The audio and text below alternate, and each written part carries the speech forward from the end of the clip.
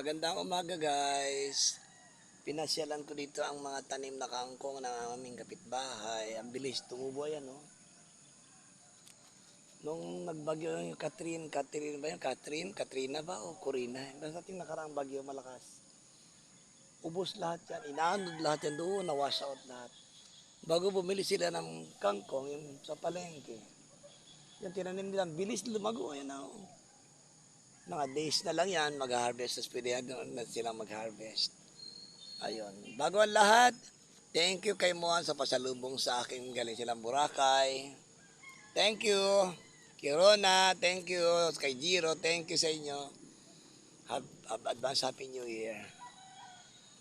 Ayan. Kami lang dalawa sa bahay, kay mag-asawa. Wala si Rona sa Imos. Anong kila Tito Mon? Kaya nag-ano sila. Mamaya uwi birthday nga ni Dayan. Dayan, sana 34 years old na siya sana ngayong araw. Eh kaso namatay na siya, hindi siya mabot ang 34, namatay siya ng May 2.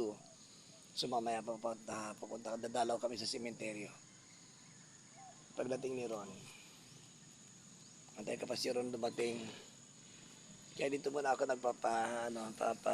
yan, video. May malalaking tilapia pala doon, oh. Ayun, oh, mga gumagalawang tubig, yan, oh. Tilapia, no, no. Pag umaga pala, naglilitawan sila, malalaki. Ayan pa, oh. Malalaking isda.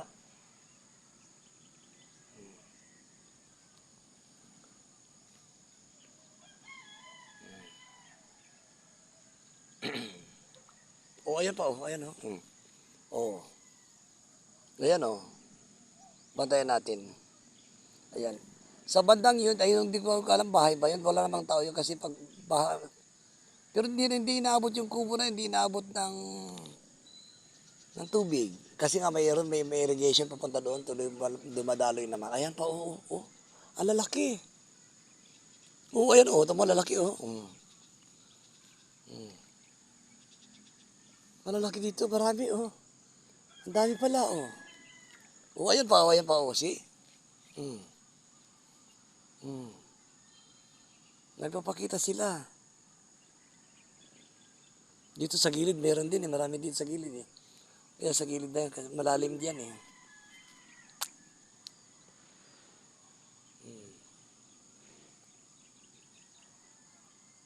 Ayan, oh. Malalaki ano siya. Pagkatapos, pupunta kami ng Buena Vista mamaya doon sa sementeryo dito kay Dayan. Pupunta kami kasi birthday niya ngayon. Tapos, hintay ko lang sila Mon pagdating nila kasi kasama si Ron. Ayan ang bata. Thank you Mon ha, thank you. Ayan. Nagano sila, namasyal. Treat ng tita Ronan niya, tsaka ni Tito Mon. Tsaka ni Jiro silang tatlo. Silang apat. Kami sundo sila sa tita Ronan sa Lung Center. Tita Ron na kasi niya doon ay chief to ng blood bank sa Lung Center. Tapos sila Tito Mon, kasi Jiro sinundo si tita Ron kasi executive check-up daw niya kahapon.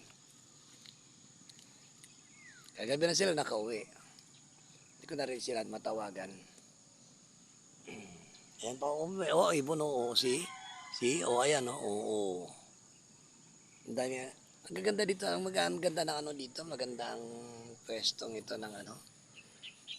Kung alam mo, ito ay, kasi ito hindi nakasimento.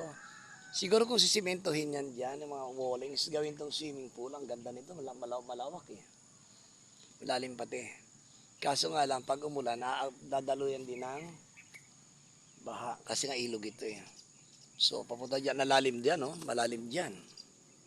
Napakalalim dyan. Babagsak doon parang falls, oh. See? Kita nyo? Ganon yan dyan, kalalim.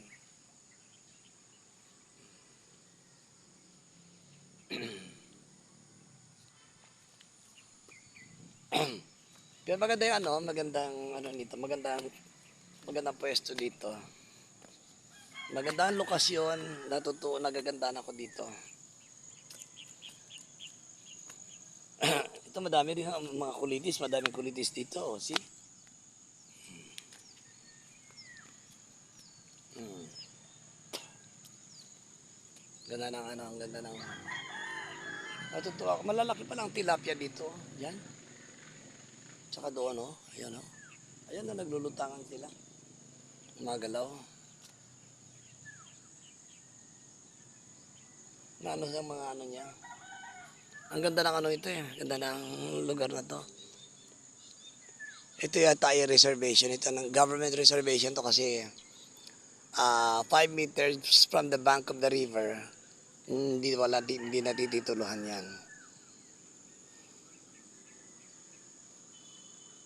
Ewan ko kung mayroong special law na kung bakit yung mga creek sa Manila ay sagad-sagaran na dapat hindi. Ito naman siguro may special law siguro na nag-refill na refill na yung ano na tawag dito na binabago na yung batas na 5 meters from the bank of the river ay reserve. Hindi ko lang may bagong batas na doon. Palagi ko wala siguro. Pero sa Manila kasi ilog ito, pader yan dyan. Papadiran nila lahat-lahat. Gagawin nila lahat ng remedy.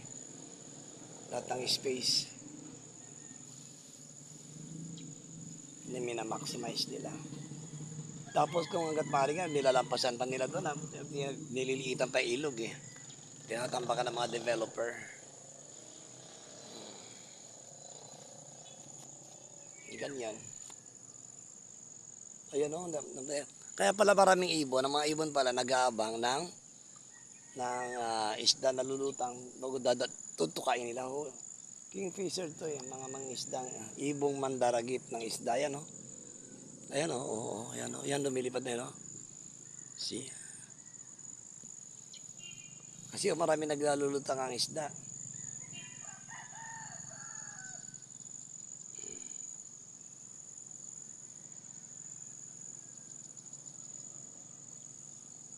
Magagandang ano.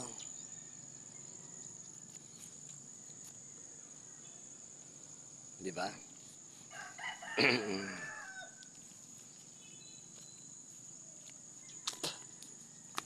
Nasa puntong ito, ako ay uuwi na. At mamaya-maya pa siguro hindi pa ako wala pa akong pawis eh. Kailangan pawisan ako.